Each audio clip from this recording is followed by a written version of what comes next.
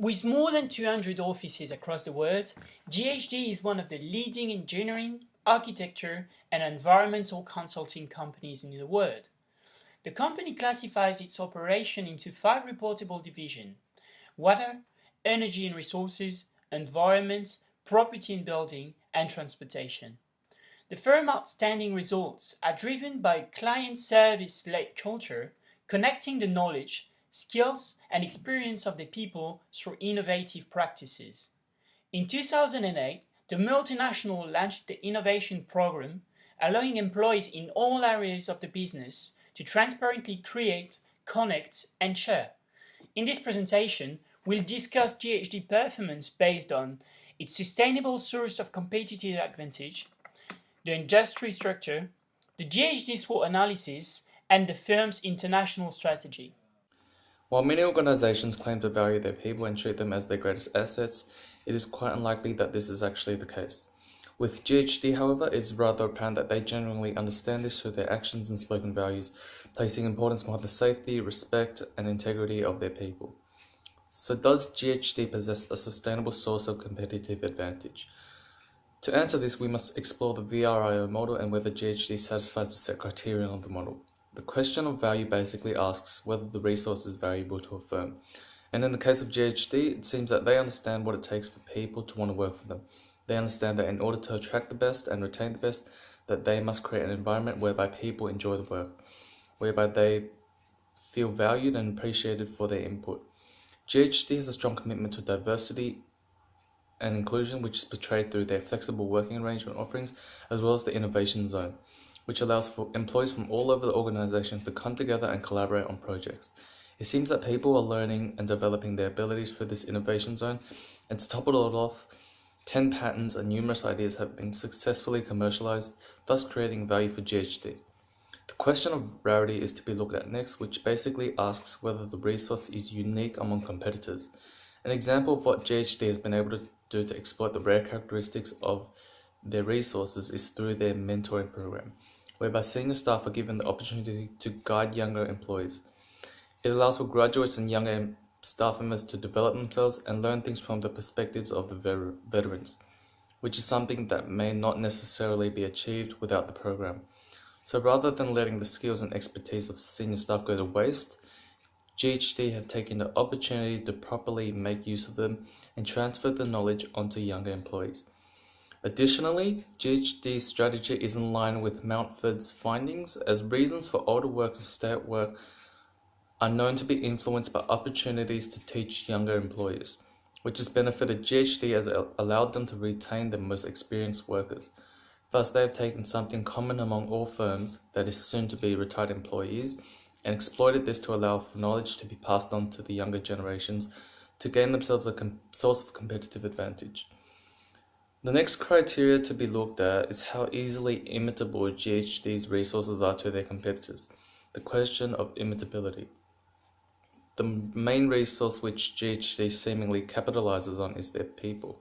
However, what makes this resource difficult for competitors to copy is the unique corporate culture which has been created as a result of how their people come together to form the organization as a whole.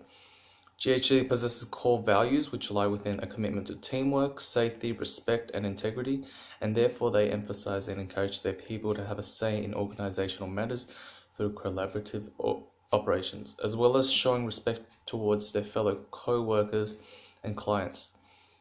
As well, this way of thinking has become instilled into the employees, and thus it has become a part of the organization's culture. This type of decentralized and high staff participation-oriented culture with a focus on people is not necessarily prevalent in many organizations out there. Additionally, due to the diverse and inclusive culture of the organization, employees are entitled to a lot more freedom in when they decide to work. They have been acknowledged as one of Australia's leading organisations in promoting diversity and gender equality, and have created a working environment whereby every individual has the opportunity to succeed. Therefore, due to various reasons such as cost or the typical adamant nature of many autocratic managerial styles of most competitors, it may prove difficult for organisations which are set in their ways to not only change, but to equally rival the unique styled and revered company image of GHD. The final criteria and question to be asked before GHD can be said to have a sustainable competitive advantage is whether or not they are organizationally capable of exploiting these resources and capabilities.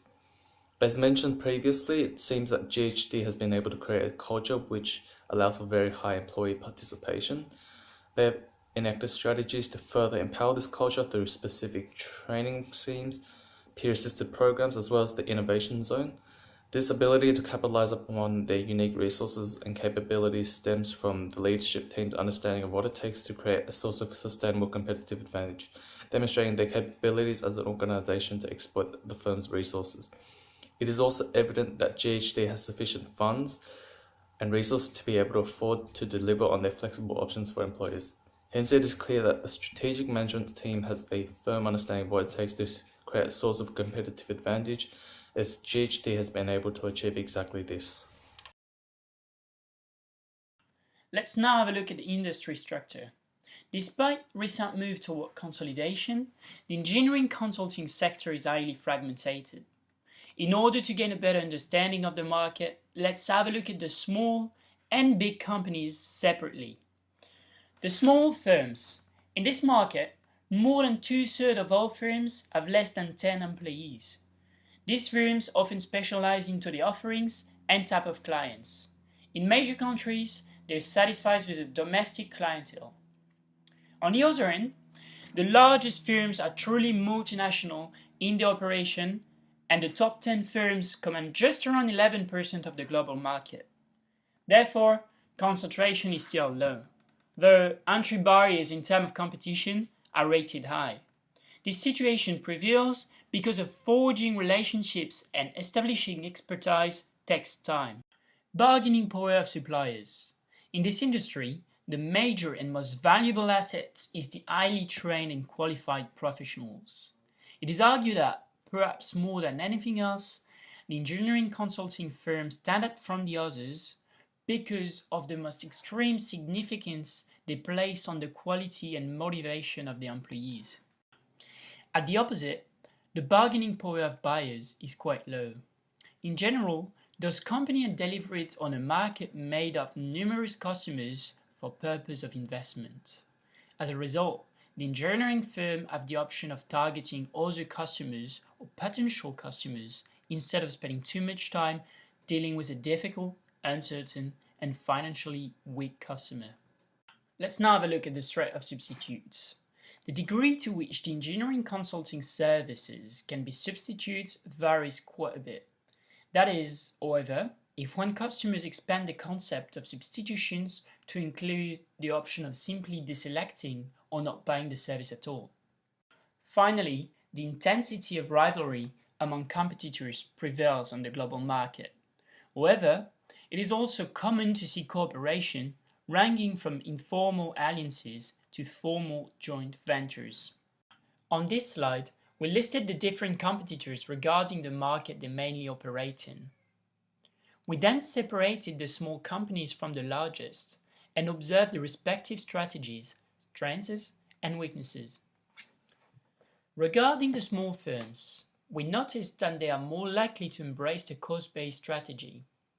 In order to do this, the small firms must become highly specialized in the offering and in looking for niche markets.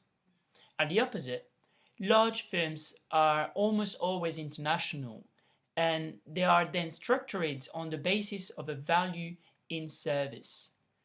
A value-conscious firm is able and willing to spend for highly qualified personnel and at the project location. Now we're going to talk about the general environment of GHD, starting off with the demographic forces. Changes in the age distribution of a population has been evident to be a factor that concerns both managers and organizations. Most economically developed countries today are facing the reality of aging population, specifically of the baby boomers. With 6,500 employees across 5 continents, GHD has recognized this concern and has created a peer assist program whereby employees who are nearing the end of their career will move into the position of becoming a coach staff towards the younger employees. Next is the legal and political forces. The changes in law systems in the country can cause an effect towards an industry, thus shaping new opportunities and threats for an organization. For example, Deregulation could be defined as a process of removing or reducing state regulations to ensure that the market was not controlled mainly by one industry. By doing so, it allowed firms to hire in industries without the state intervening. This has helped GHD increase the size of their market growth. Next is the technological forces. Over the past few decades, organizations have learned to adapt to the rapid change of technology. Having a superior technology system gives a firm competitive advantage. However, technological change can also be a threat to many firms as it lowers the height of barriers to entry. Technological change can also be a threat to destroy certain industries. For example, labor workforce in the construction industry has suffered a decline due to the introduction of many machines that could reduce the cost and time of production. Global forces. As international trade barriers are getting reduced, it allows companies to take their business to another country. GHD has taken full advantage of this as they have invested in many developing countries and expanded the company to a much bigger scale. However, the reduction of international trade barriers can be looked upon as a threat as well. As international firms are looking upon investing in a certain company, it lowers the barriers to entry, which means that the chances of competition will increase. Lastly is the economical forces. Western companies have decided to start outsourcing their technical work into these developing nations. This is made possible because of the low interest rate that these developing nations offer, which in turn reduces the cost of capital and increases the investment opportunities. For instance, GHD opening several branches across many developing nations such as Malaysia, Chile, China, and countries in the Middle East. Lastly, I'm going to talk about the industry life cycle analysis. We believe that GHD is in the maturity stage. This is because GHD has had much slower economical growth as they have set themselves in a good market position. GHD also looks to ensure that they are creating new ideas within the company. The innovation zone, in which their incentives is to build up the morale and increase the satisfaction level of employees within their company. Leading on from what Eric, Tom and Shafiq have analysed, we can dissect what are the key issues and strengths for both GHD internally and externally. This can be completed through a SWOT analysis. This helps to achieve strategic business goals, and more specifically for GHD, a SWOT analysis would help to achieve their business objectives, visions and goals, along with becoming more competitive and valuable for customers. To begin with, we can look at the internal strengths of GHD, also known as the competitive assets of the firm. We can find that they pride themselves on staff collaboration and simple voice mechanisms. So, for instance, for high staff collaboration, we can see that the innovation zone was quite successful with high usage rates, upwards of 1,700 ideas produced, and many patents actually commercialised out of this. Along with that, workplace culture was a key one, where they consistently advertised to all employees throughout the company what the workplace culture is, and it's created a clear and coherent workplace culture. Secondly, weaknesses or competitive deficiencies. Might be that GHD focus mainly on company internal processes and staff issues rather than on customer value, services and experiences. So they're opening themselves up to be easily replaceable or substitutable, and this is where firms operating in the same market might be able to provide the same product at a lower price and kick GHD out of the market. So for opportunities or market opportunities, long-term deficit in skilled workers within the industry is a main one, and because GHD's main focus on staff issues, they've remained quite competitive in this area, and further on they might be able to remain competitive with staffing issues. And also the fact is that GHD is present in a broad range of markets, so they're in water, energy, property and buildings and transportation. It means if they fail in one market, GHD won't probably fail completely. Lastly, the external threats to GHD might be that the transportation market is shifting away from non-renewables. So there's been a larger dependence less upon dirty forms of energy and more towards solar and wind power. GHD's presence in the environment industry and transport industry means that they can remain on top of this if they do so. Changing technology, constantly changing technology in transport, property and construction, as well as energy supply, really means that GHD needs to remain on top of R&D updates to remain competitive within the market. Here I'm going to talk about what international strategy have GHD adopted. Because GHD has operated in more than one country, GHD is known as a multinational company or MNC. Basically, firms must choose an international strategies to guide their business and operations. Next, types of international strategies.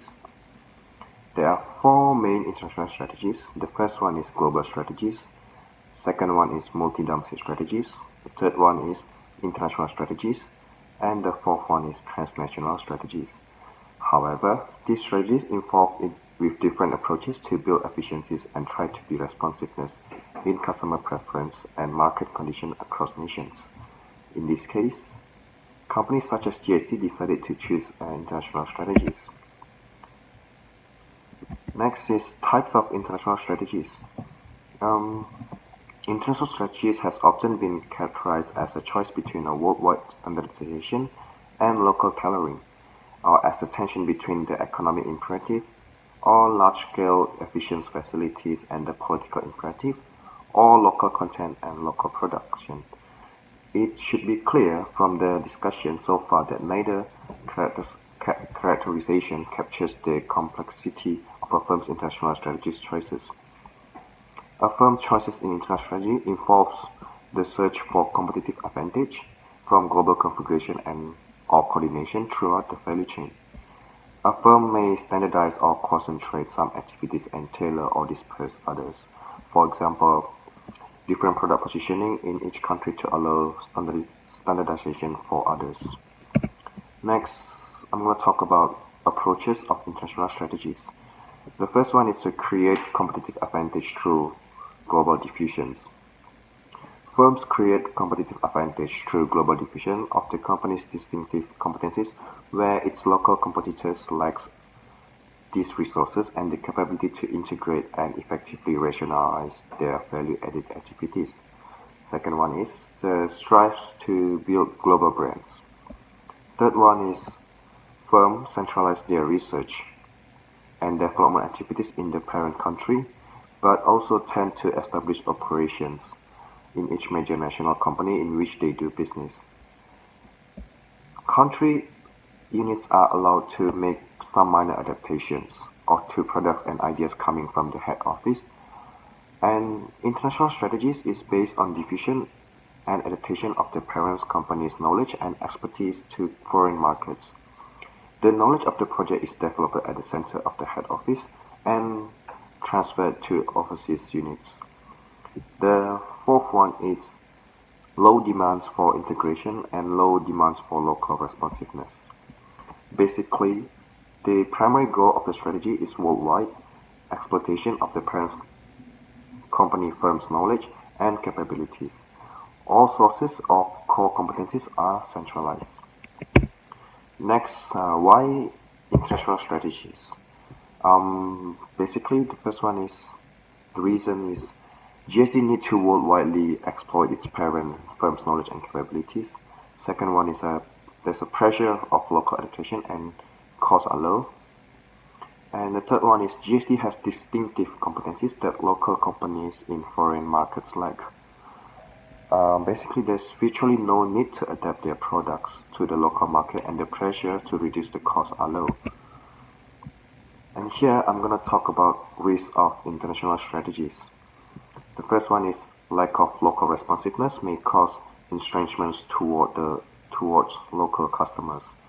Second one is just unable to take advantage of new ideas and innovations occurring in local markets. In a nutshell, through careful analysis and research, we can assert that GHD has been performing well over the past few years.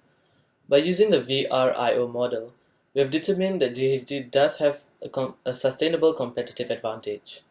Next, we looked at the external analysis of GHD, starting off with the 5 different general environment factors that could affect them, which are demographic, legal and political, technological, global, and economical forces.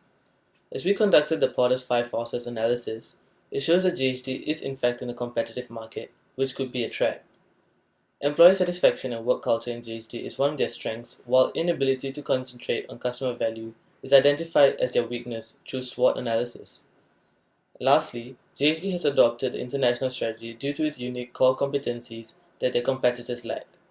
So in conclusion, this video has further described GHD's transition into becoming the most successful multinational company.